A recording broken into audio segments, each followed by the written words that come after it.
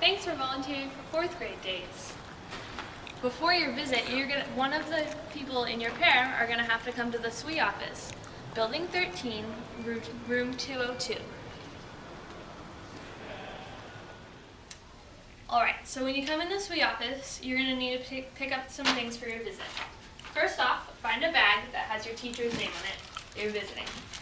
It will have your gumdrops and your toothpicks divided into groups. And then you'll need an extra box of dots, a bag of extra toothpicks,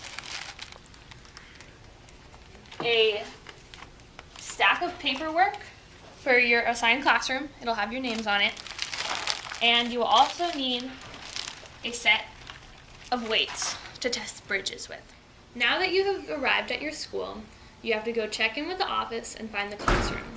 Once you get to the classroom, your first thing will be to pass out surveys to all the students. Give them about 5 minutes to fill them out. If they don't know the answer, they can leave them blank. There's no right or wrong answer, like no pressure. And don't let it take up too much of your time for the activity.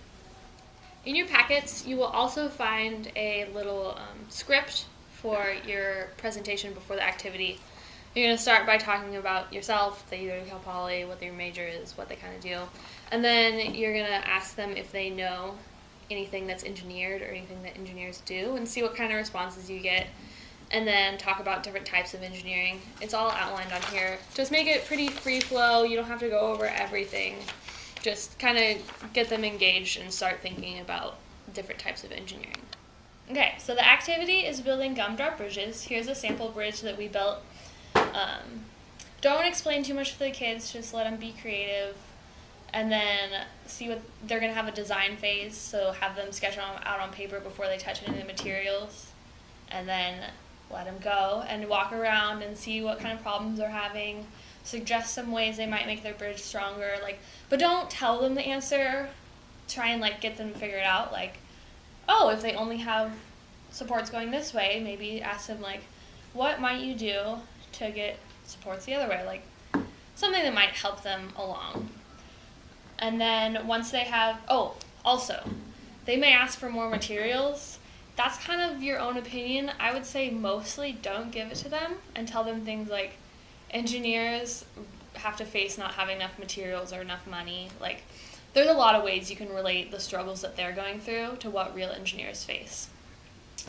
And then, once the bridges are built, you're going to be using the little boxes of weight to test them. Start with the lightest boxes, because we want everybody's bridge to hold a little bit of weight at least. So we want them to feel like they've accomplished something. So then you just gradually stack them up until the bridge falls down.